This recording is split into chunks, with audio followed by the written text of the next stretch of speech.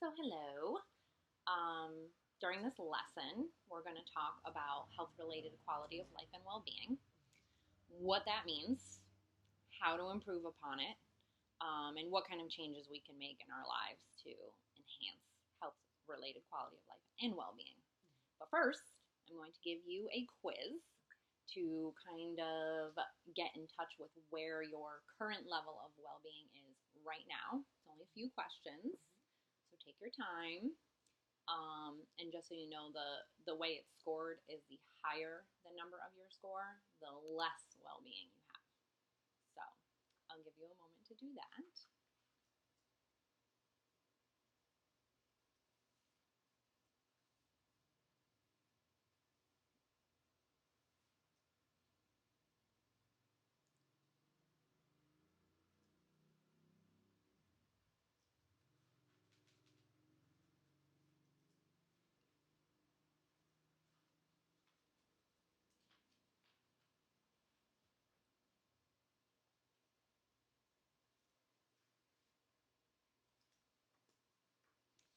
Okay. So where did your score fall? Like overall. Yes. Um, yeah. Why don't I do the math? Is it like a number score you're asking, or Yes. just Yeah. okay? Gotcha. I'll average that out.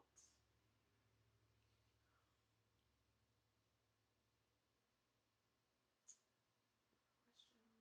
A 3.25. So in general, are you surprised by where your score is? No, because I like well aware. Like I'm in tune Mm-hmm. with sort of checking in with myself and knowing where like or how I feel or Okay. what's different today or this week Okay. as opposed to like waiting a while and being like, holy crap, I feel like this and it's been this long. Like Yes. I try to be present. Very good. So now that you kind of have an idea right now Mm-hmm. where you fall currently, um, I'm going to talk a little bit about what actually these terms mean. So this topic, health related quality of life and well being, is new to the Healthy People Initiative for 2020, which is a government initiative. There are scientific based health issues over a 10-year period of time to increase health for all Americans. So this is new, a new topic. And health related quality of life includes domains related to physical, mental, emotional, and social functioning. So those are the domains that it kind of focuses on. And rather focusing on like health or life expectancy or causes of death, it kind of looks on the entire impact health has on quality of life. There are also three domains that are focused in health related quality of life, which is self rated physical and mental health, overall well being, and participation in society. So, those are the three areas that they really try to focus on. Well being is a related concept to health related quality of life, which focuses on the positive aspects of an individual's life. And that can include like positive emotions, overall life satisfaction, and it's a relative state. And in that relative state, it's where someone's maximizing physical, mental, social functioning in the context of like their environments to live a full, satisfying life. So there's no real definitive, you know, uh, aspects to that. It can be totally individual for the person. Yeah. It can encompass many things. And that's the thing too of like what does the individual consider to be a full and satisfying life may not include certain things like going to the gym every day because the next individual may say, well, I feel I have a full satisfying life because I'm in the gym every day. And then look at you like you're not living a full satisfying life because you don't work out as often as you should. Exactly. And it's like, well, I'm full in different ways. Yes, exactly. No, you're 100% right. There are so many different things that contribute to this. And that's why they're like, this is the movement away from like just physical. Like some people just focus on physical health and well-being, but they wonder why they're so sad. It's so much more than that. Exactly. You are so right. And that's exactly why this is so important, is because previously health was thought of as just like being free from disease and being physically healthy. Yep. And now that people are living longer, the World Health Organization, really since 1949, they started recognizing this, kind of overall looking at quality of life and what contributes to that, to give people longevity and health throughout their life. So this is why this is really important. Additionally, something you mentioned to me when we were kind of talking about this topic and why it was important to you was this concept of Latino guilt.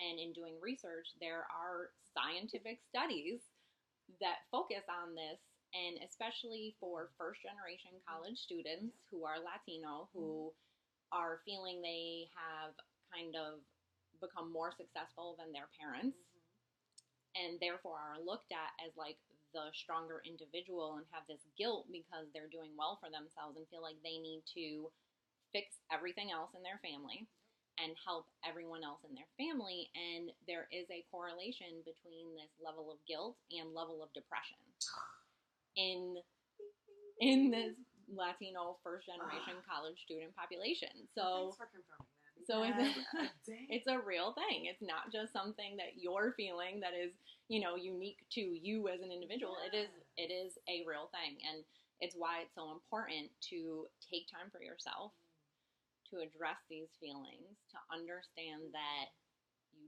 don't have to be everything to everyone. And even in order to really be there present for other people, you need to take care of yourself. So that's why this is really a super important topic to address and to talk about and to look into. And that's one of the things that, thankfully I have a therapist, because it's like once I leveled up, once I reached a new level of success, for lack of a better term, you expect just 100% bliss and happiness and like, yay, I arrived at my goal I set out for myself, but no one has warned me that sadness follows. And that it's also part of like reaching that point, is that you will also feel sad because, again, the whole family aspect of the guilt. Yes. So it is important. It is important to talk about.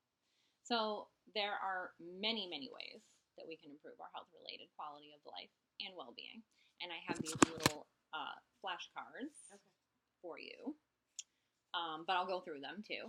And I also printed it out in kind of like a handout form in Spanish as well, so you can share with your family. Cool. So I'll give that to you. You're welcome.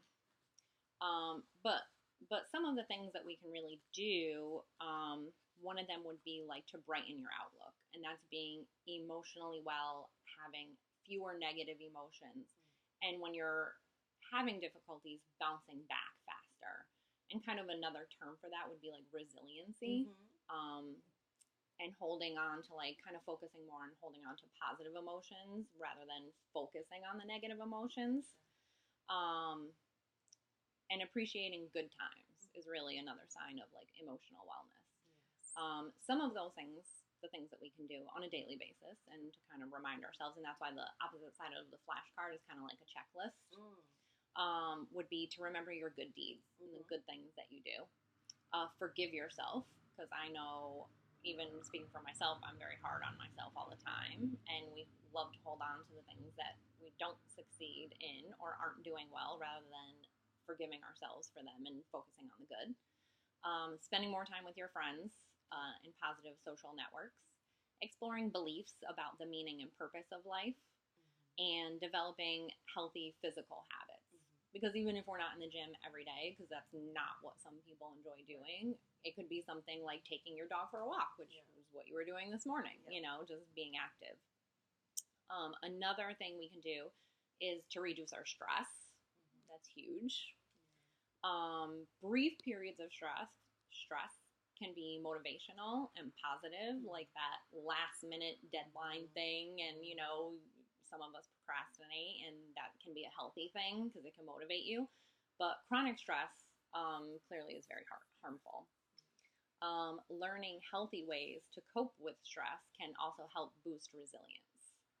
And some of the things that we can do would be to get enough sleep, be active on a regular basis, even if it's not in the gym, just some sort of activity.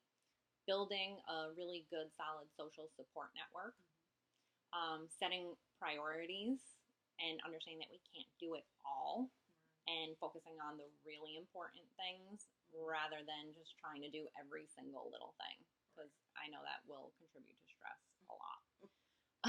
Thinking positively, trying relaxation methods, and seeking help. I know you have spoken about speaking with someone, and I think that's really huge. And asking for help from others, because I know for me that's a huge burden, and makes me more stressed, is that I hate asking other people for help. But it's really important. Getting quality sleep. We often sacrifice our sleep in the name of getting more things done. And that affects both physical and mental health. And it's vital. It's vital to our well-being, is getting good quality sleep. So, additionally, sleep helps you think clearly, have quicker reflexes, and focus better. So some steps we can do to enhance our sleep would be go to bed and get up at the same time. Much easier said than done, I think, for a lot of people. But it can help your sleep. Make sure you're sleeping in a dark, quiet place. Exercise daily. Limit the use of electronics, especially prior to bed, because the blue light in them is proven to actually interrupt your sleep. And there are also glasses that you can get that cut down on the blue light, that aren't prescription, that you can wear when you're looking at your phone or computer. Oh, wow.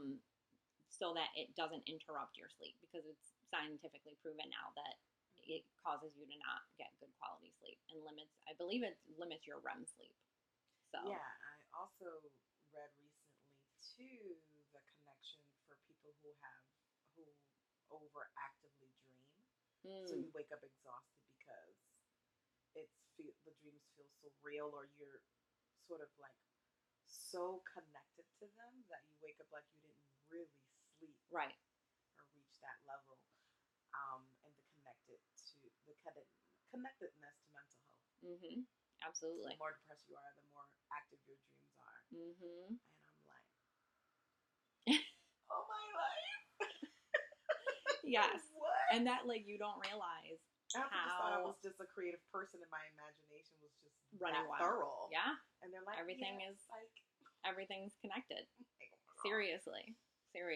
So that's why, it's just important to, focus on it. Focus on your emotions, and your stress, and then your sleep will be better. Also, make sure you relax before bedtime. Don't be doing a bunch of crazy stuff and then try to jump right into bed and go to sleep. Avoid alcohol, nicotine, stimulants later in the day. And if you're really having ongoing sleep problems, consult your doctor. There could be something, going on that's preventing you from getting quality sleep that has a medical solution. So, the next thing we can do is be more mindful, which is basically just being completely aware of what's happening in the present, not just what's going on around you, but inside of you, recognizing those feelings. Some steps we can do to be more mindful is to take some deep breaths, in through the nose, out through the mouth, and repeat that often. A lot of times we hold tension in and don't realize it, that we're not actually breathing deeply. I know I do that a lot. Take a walk, enjoy the sights and sounds around you. Mindful eating, this was kind of new to me, being aware of every single bite that you're taking and of feeling full. I think that's another thing in our society, in our culture. We're literally just eating because we're hungry and not even paying attention, not even enjoying our food, just eating it and moving on. the next step would be to strengthen our social connections. And science has actually shown that social connection can help protect and lengthen life. And our links to others have really powerful effects on us both emotionally and physically. So sometimes that can be negative if we have a bad relationship. That can really affect us and our health. And having good relationships can boost our overall well-being. So getting active, sharing good habits with family and friends is important. If you are a caregiver in any capacity, asking for help and not taking it all on. Yep. That's all you. Join a group that's focused on a hobby, like a reading group if you're into that, or a cooking group. Take a class, volunteer, things of that nature to kind of be out and about in society. Yes, connected, absolutely. And the last one, which I think is the only one I don't have in front of me. Coping with loss. I know that's something that you have struggled with recently with the loss of your father. And there's no right or wrong way to mourn. That's the reality. And if anyone says like, oh, you need to move on, or, there's no right or wrong way. There's no appropriate length of time. And although it can feel overwhelming, having support of family and friends can get you through that process. And, learning healthy ways to help you cope. Taking care of yourself, talking to a caring friend, not to make any major changes in your life afterwards. Join a grief support group. Consider professional support if you're really struggling. And be patient because it takes time. Time heals. So those are some of those activities. Those are all on the flashcards and on the handout too, so you can reference both.